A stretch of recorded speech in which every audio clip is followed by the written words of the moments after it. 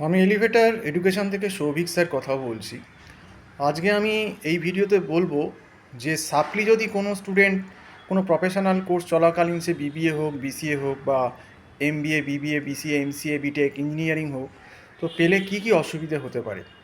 দেখো, প্রথম কথা, যদি কেউ সাপ্লি পেতে থাকে এবং সেই সাপ্লিটা যদি ফাইনাল ইয়ারে গিয়ে ঠেকে, তখন কী হয়, যেহেতু ফাইনাল ইয়ারে একটা প্লেসমেন্টের ব্যাপার থাকে এই সমস্ত প্রফেশনাল কোর্সে, সে বিবিএ বলো বা এমবিএ বলো বা বিসিএ বলো, এমসিএ বলো বা বিটেক বলো, তখন কী হয়, যে সমস্ত ভালো ভালো কোম্পানি আসে তাদের কিন্তু ক্রাইটেরিয়া থাকে যে তোমার ফুল কোনো সাপ্লি নেই এবং সেক্ষেত্রে ফুল কমপ্লিট হওয়া চাই ডিগ্রিটা।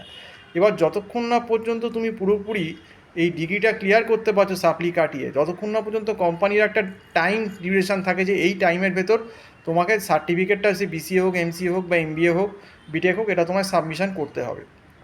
এবার তোমার একটা টাইম ডিউরেশান দিয়ে দিল যে এর মধ্যে তুমি যদি ইন্টারভিউ অ্যালাও করে তাহলেও তোমাকে একটা পার্টিকুলার টাইমের ভেতর কিন্তু ডিগ্রিটা সাবমিশন করে দিতে হবে। এবার সেক্ষেত্রে যদি তুমি সাপ্লি পেয়ে যাও কোনোভাবে, তাহলে যদি দেরি হয়ে যায়, একটা টাইম ডিউরেশনের পর যদি তুমি সাবমিশন না করতে পারো, সেক্ষেত্রে কিন্তু তোমার জবটা টার্মিনেশন হয়ে যায়, এবং বহু ক্ষেত্রে হয়েছে।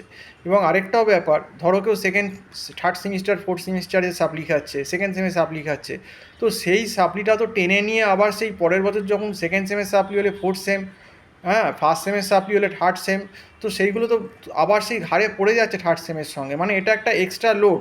এবং এই লোডের জন্যে কিন্তু যে সেমিস্টারের সঙ্গে এই লোডটা চাপছে, মানে ধরো ফার্স্ট সেমে কেউ সাপ্লি পেলো, তাকে তো থার্ড সেমে ওই সাপ্লিটা ক্লিয়ার করতে হচ্ছে পরীক্ষা দিয়ে, তাহলে সেই সময় তো তার থার্ড সেম চলছে, থার্ড সেমের ওপরও কিন্তু সাবজেক্টের ওপরও কিন্তু এই এফেক্টগুলো কিন্তু তার হচ্ছে। কাজে আমি বলবো, তোমরা চেষ্টা করো যাতে কোনো সেমেই, যে যেখানেই পড়ো না কেন, সাপ্লি যাতে না হয় কোনোভাবেই। সেরকমভাবে সিরিয়াসলি প্রথম থেকেই পড়াশুনো করো, কারণ সাপ্লিটা মোটেই কাম্য না। এই সাপ্লি হওয়ার কারণও কিন্তু হচ্ছে স্টুডেন্টদের মানে পড়াশুনোর ল্যাক, মানে পড়াশুনো ঠিক করে করছে না, তারা প্রথম থেকে সিরিয়াস না। তো প্রথম থেকে সিরিয়াস যদি কেউ পড়াশুনো করতো নিজে থেকে, অন্তত সাপ্লি অন্তত ফেল করতো না। আর তাছাড়া ম্যাকআউটে এমনিও সাপ্লি পাওয়া খুব টাফ। যে প্রফেশনাল কোর্সগুলো MAKAUT, MBA, BBA, BCA, MCA যেগুলো পড়ায়, ম্যাকআউট যথেষ্ট লিনিয়েন্ট খাতা দেখে, যথেষ্ট নাম্বার দেয় অন্য ইউনিভার্সিটি থেকে কম্পেয়ার করলে। তো সেক্ষেত্রে যারা ম্যাকআউটেও এখনও সাপ্লি এত হচ্ছে, তার কারণ হচ্ছে, তার মানে বোঝা যাচ্ছে যে একটা মুষ্টিমেয় সংখ্যক স্টুডেন্ট, তারা কিন্তু পড়াশুনোর প্রতি তাদের মনোযোগ নেই। যতই তারা কলেজ ইউনিভার্সিটিকে দোষ দিক না কেন, ম্যাকআউটের যেরকম মার্কিং সিস্টেম, তারা যদি একটু নিজেরা সিরিয়াস হয়ে আগে থেকে ইনিশিয়েটিভ নিয়ে পড়তো বা সিলেবাসটা দেখতো, আমার মনে হয় না তারা কিন্তু কোনোভাবেই সাপ্লি পেতো বলে কোনো স্ট্রিমে। এটা কিন্তু ম্যাক্সিমাম ক্ষেত্রেই স্টুডেন্টদের গাফিলতিটা থেকে যাচ্ছে।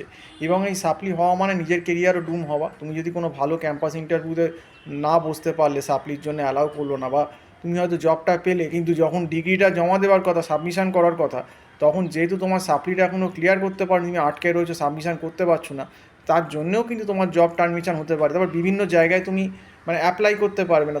তুমি যদি ধরো এমবিএ করলে, এমবিএতে সাপ্লি রয়ে গেল ফোর্থ সেম অবধি, তখন প্রবলেমটা কী হয়, তুমি অ্যাজ এ এমবিএ অ্যাপ্লাই করতে পারবে না, তোমাকে সেই গ্র্যাজুয়েশনের ডিগ্রি নিয়েই তোমায় অ্যাপ্লাই করতে হবে, যতক্ষণ না পর্যন্ত তুমি এমবিএ কিন্তু সাপ্লিটা ক্লিয়ার করে ফুল ডিগ্রিটা নিতে পারছো। তো এইগুলো কিন্তু প্রত্যেকটা স্ট্রিমের ক্ষেত্রে, বিটেকের ক্ষেত্রেও সেম, বিসিএর ক্ষেত্রেও সেম, এমসিএর ক্ষেত্রেও সেম, বিবিএর ক্ষেত্রেও সেম, আরও যে কোর্স আছে বিএইচএম, সবাইকার ক্ষেত্রেই ম্যাকআউটের কিন্তু সেম ব্যাপার। এবং কম্প্যারেটিভলি ম্যাকআউট কিন্তু অনেক লিনিয়েন্ট, ম্যাকআউট কিন্তু ভালো মার্কস দেয়, ম্যাকআউটে স্টেপ মার্কিংয়েও মার্কস আছে। কাজেই এর পরেও যারা ফেল করছে, আমি কিন্তু বলবো ডেফিনেটলি ম্যাকআউটের ঠিক কথা যে ইনভিজিলেশন আগের থেকে শক্ত হয়েছে বা কোশ্চেন স্ট্যান্ডার্ড এখন ভালো আসছে, কিন্তু তা সত্ত্বেও আমি বলবো ম্যাকআউটের যা মার্কিং, অন্য আদার ইউনিভার্সিটি, ক্যালকাটা বলো, যাদবপুর বলো, বা বার্ডওয়ান বলো, কল্যাণী বলো, তার থেকে ম্যাকআউটের অনেক বেশি মার্কিং কিন্তু নম্বর দেওয়া হয়। এরকমটা হওয়ার কিন্তু কথা না। এটা কিন্তু স্টুডেন্টদের গাফিলতি, কিন্তু 80 থেকে 90% কিন্তু তাদের দোষ আছে, 80% দোষ। তো যাই হোক, আজকে এই অবধি বলেই শেষ করছি। সম্পূর্ণ ভিডিওটা দেখার জন্য অসংখ্য ধন্যবাদ। নমস্কার।